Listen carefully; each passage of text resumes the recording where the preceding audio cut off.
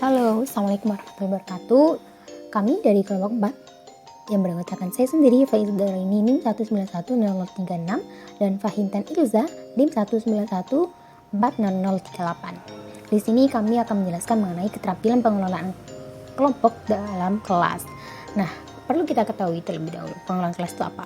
Pengelolaan kelas adalah suatu usaha yang dilakukan oleh penanggung jawab kegiatan belajar mengajar agar tercapai kondisi optimal sehingga kegiatan proses belajar mengajar dapat terlaksana dengan efektif dan efisien. Nah, gunanya keterampilan sendiri buat apa? Nah, di sini kita akan menjelaskan secara rinci mengenai keterampilan pengelolaan kelas. Nah, berikut ini adalah penjelasan dari kami. Selamat menonton, semoga bermanfaat. Baik, materi yang pertama yakni tentang pengertian keterampilan mengelola kelompok kelas. Nah, secara bahasa, keterampilan diartikan sebagai kecakapan dalam menyelesaikan suatu tugas. Sedangkan secara istilah, keterampilan berarti sekumpulan pengetahuan dan kemampuan yang harus dikuasai.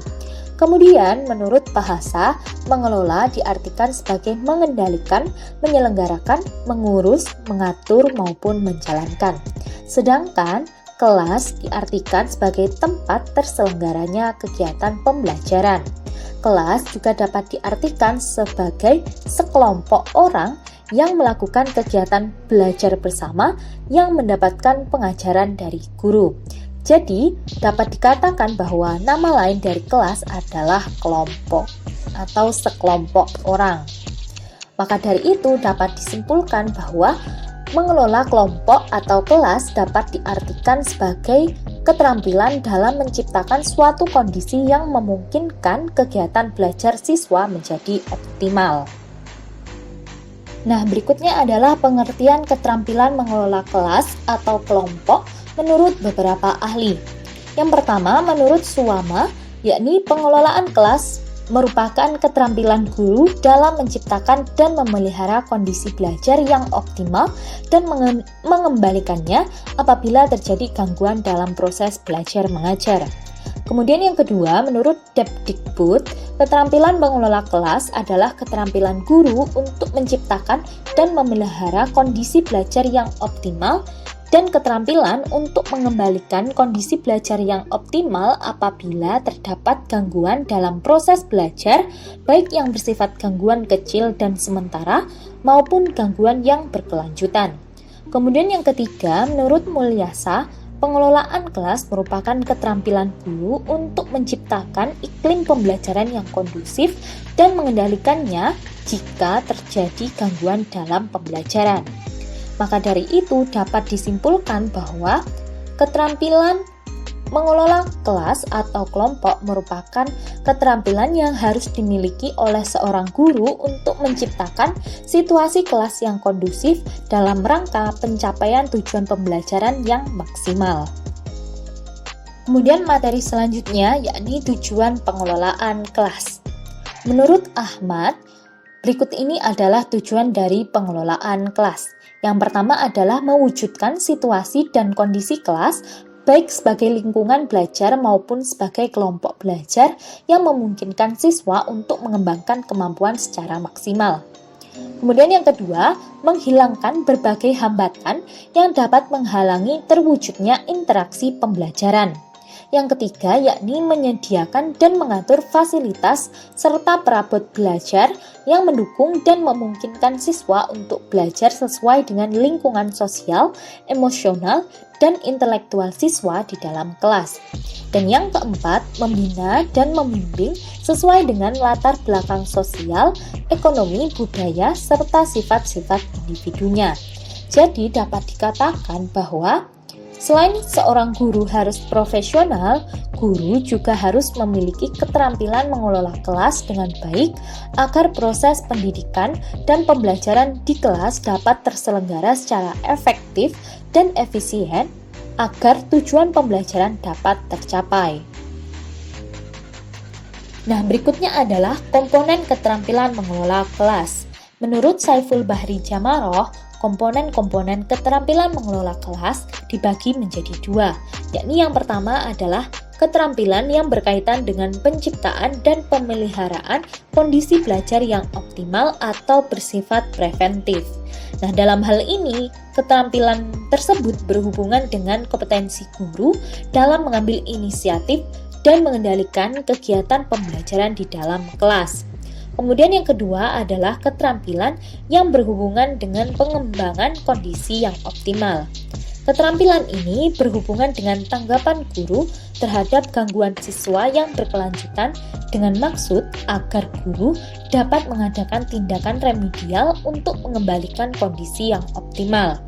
Nah, apabila terdapat siswa yang menimbulkan gangguan secara berulang-ulang, selain guru sudah melakukan tindakan dan tanggapan yang sesuai, guru juga dapat meminta bantuan kepada kepala sekolah, konselor sekolah, maupun orang tua siswa untuk mengatasi hal tersebut.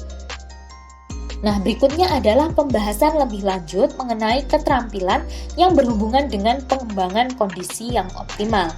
Dalam hal ini tidak dipungkiri bahwa dalam suatu kelas pasti terdapat siswa yang menimbulkan masalah atau menimbulkan gangguan secara berkelanjutan maupun terus-menerus. Nah, maka dari itu terdapat beberapa strategi untuk tindakan perbaikan pada tingkah laku siswa yang terus-menerus menimbulkan gangguan di dalam kelas, yakni yang pertama adalah memodifikasi tingkah laku. Dalam hal ini, guru hendaknya menganalisis tingkah laku siswa yang mengalami masalah atau kesulitan tersebut, sehingga berdasarkan hasil analisis tersebut, guru dapat berusaha untuk memodifikasi tingkah laku siswa agar menjadi lebih baik dengan mengaplikasikan pemberian penguatan secara sistematis. Kemudian yang kedua adalah guru dapat menggunakan pendekatan pemecahan masalah kelompok dengan cara memperlancar tugas dan memelihara kegiatan kelompok. Jadi, salah satu cara untuk memecahkan masalah kelompok yakni dengan guru sering memberikan tugas ataupun dengan sering diadakannya kegiatan kelompok. Kemudian yang ketiga adalah menemukan dan memecahkan tingkah laku yang menimbulkan masalah tersebut. Berikutnya adalah pembahasan lebih lanjut mengenai keterampilan yang berkaitan dengan penciptaan dan pemeliharaan kondisi belajar yang optimal atau bersifat preventif. Dalam hal ini terdapat 3 komponen utama, yakni sikap tanggap, membagi perhatian, dan pemusatan perhatian kelompok. Yang pertama adalah sikap tanggap. Komponen ini ditunjukkan oleh tingkah laku guru bahwa guru hadir bersama siswa. Guru tahu kegiatan siswa, apakah siswa memperhatikan atau tidak, serta guru tahu apa yang siswa kerjakan. Jadi seakan-akan mata guru berada di belakang kepala, yang mana guru dapat menegur siswa kapanpun walau sedang menulis di depan kelas. Nah, sikap tanggap ini bisa dilakukan dengan berbagai macam cara, yakni yang pertama adalah memandang secara seksama, yang ditandai dengan adanya pendekatan guru untuk bercakap-cakap, bekerja sama, dan menunjukkan rasa persahabatan. Yang kedua yakni gerak mendekati. Hendaknya dilakukan secara wajar, bukan menakut-nakuti, mengancam, ataupun memberikan kritikan kepada kelompok maupun individu. Kemudian yang ketiga yakni memberi pernyataan, baik berupa tanggapan, komentar, maupun lain sebagainya, yang tidak mengandung ancaman. Kemudian yang keempat yakni memberi reaksi terhadap gangguan dan ketidakajuan di dalam kelas berupa teguran untuk mengembalikan keadaan kelas yang tidak tenang. Nah, berikutnya adalah pembahasan lebih lanjut mengenai keterampilan yang berhubungan dengan pengembangan kondisi yang optimal. Dalam hal ini tidak dipungkiri bahwa dalam suatu kelas pasti terdapat siswa yang menimbulkan masalah atau menimbulkan gangguan secara berkelanjutan maupun terus-menerus. Nah, maka dari itu terdapat beberapa strategi untuk tindakan perbaikan pada tingkah laku siswa yang terus-menerus menimbulkan gangguan di dalam kelas, yakni yang pertama adalah memodifikasi tingkah laku.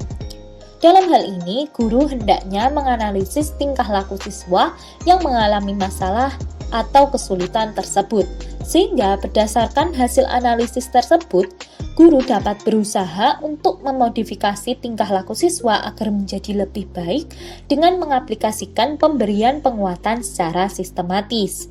Kemudian yang kedua adalah guru dapat menggunakan pendekatan pemecahan masalah kelompok dengan cara memperlancar tugas dan memelihara kegiatan kelompok.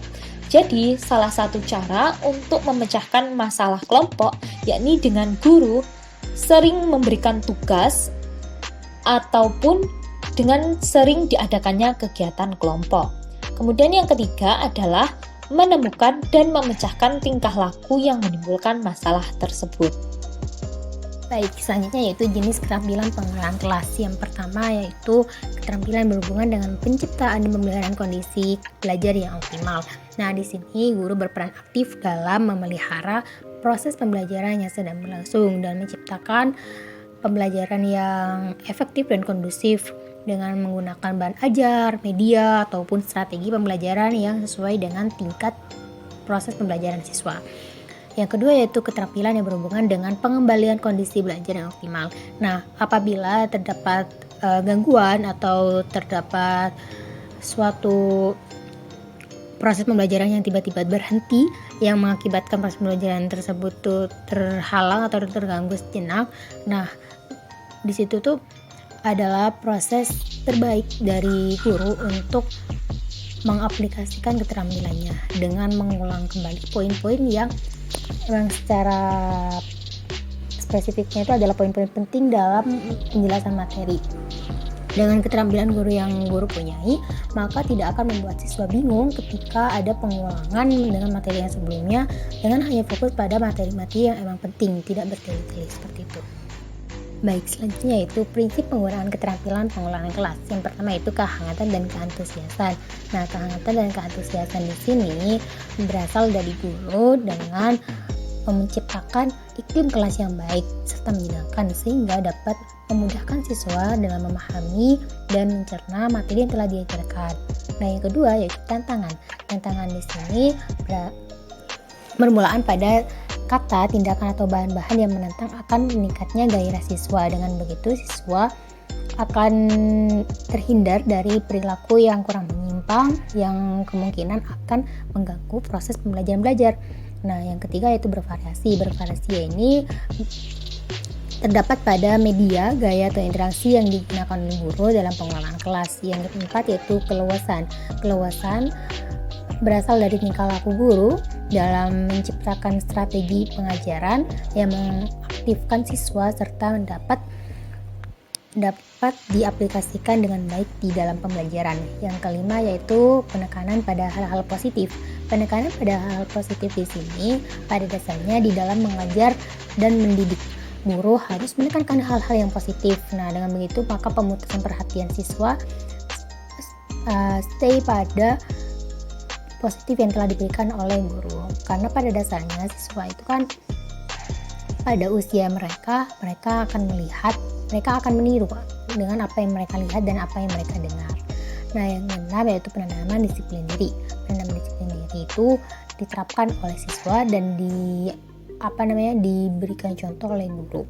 Nah, tujuannya untuk apa? Tujuannya untuk dapat mengelola pembelajaran dengan baik. Nah, di sini guru didorong untuk selalu memberikan support kepada siswa dalam melaksanakan kedisiplinan diri.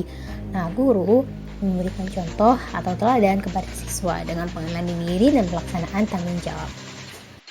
Selanjutnya yaitu ada pun kesalahan yang dapat dihindari oleh guru atau yang perlu dihindari. Nah, di sini terdapat menurut Syariful Bahri Jamarah. Oke, next selanjutnya yaitu yang pertama mengenai campur tangan yang berlebihan atau teacher intrusion. Nah, di sini apabila guru menyela di waktu proses kegiatan pelajaran berlangsung, maka akan mengganggu siswa dan membuat siswa tidak nyaman dalam melaksanakan pembelajaran. Nah, menyela di sini itu seperti halnya tiba-tiba guru mengomentari, bertanya atau menunjuk dengan secara dadakan kepada siswa sehingga siswa itu merasa terganggu dalam proses pembelajarannya. Nah, yang kedua itu kelenyapan atau fade away. Nah, di sini Apabila dalam keadaan pembelajaran berlangsung tiba-tiba guru meninggalkan kelas, maka akan mendapat pada siswa bingung dan pembelajaran tidak kondusif sehingga mengganggu keefektifan belajar. Nah, kelenyapan di sini tuh ketika proses pembelajaran berlangsung tiba-tiba guru menghentikan secara sepihak proses pembelajaran tersebut, maka akan mengganggu pemahaman siswa atau kefokusan siswa sehingga pembelajaran tidak efektif. Nah, yang ketiga itu kecepatan. Dalam hal ini yang dimaksud mengenai tingkat kemajuan belajar siswa dengan adanya pengulangan pembelajaran yang tidak dibutuhkan dan bertele-tele. Nah, bertele-tele di sini ini artinya pembicaraan itu bersifat dengan pengulangan yang bukan pada poin dari pembelajaran tersebut. Nah, sedangkan untuk kecepatannya dalam tingkat kemajuan siswa dalam belajar, guru itu dapat menghindari adanya kesalahan berupa menahan kecepatan yang tidak perlu dan menahan penyampaian pembelajaran yang tidak berjalan seperti itu. Selanjutnya yaitu berhenti dan memulai kegiatan yang tidak tepat. Ketidaktepatan ini bisa terjadi apabila ada pertemuan pembelajaran pertama yang sedang berlangsung tiba-tiba diakhiri dan dilanjutkan pada pertemuan kedua dan selanjutnya. Kemudian pada jam pembelajaran terakhir mengulang lagi pembelajaran pertama yang berhenti. Nah, pemberhentian di sini ini ketika proses pertama terus berhenti, terus dilanjutkan pertemuan kedua, terus mengulang lagi apa yang di pertama gitu. Nah, dengan adanya pengulangan seperti itu tanpa adanya penekanan atau hanya menjelaskan poin-poinnya saja, maka akan mengganggu proses pembelajaran yang ada sehingga siswa merasa kurang bisa memahami secara penuh dari materi yang diajarkan. Dan yang terakhir yaitu penyimpanan. Apabila dalam keadaan pembelajaran berlangsung tiba-tiba guru menjelaskan materi menyimpang dari materi yang diajarkan oleh guru dan lebih asing untuk menjelaskan hal lain dulu dari materi pemahaman. Nah, biasanya boleh jadi ketika kita menjelaskan sesuatu kita akan mengkaitkan dengan fakta sosial. Nah, tapi tetap harus fokus dengan pembelajaran atau materi yang diterangkan awal. Boleh jadi kita bisa aja fokus dengan fakta sosialnya kan, tapi tetap difokuskan pada materi yang diajarkan. Jadi materi yang diajarkan itu dapat disampaikan dan dapat diaplikasikan di kehidupannya masing-masing dengan tujuan dan kesesuaiannya seperti itu. Baik, sekian presentasi dari kelompok kami. Apabila ada salah kata, kami mohon maaf. Wassalamualaikum warahmatullahi wabarakatuh.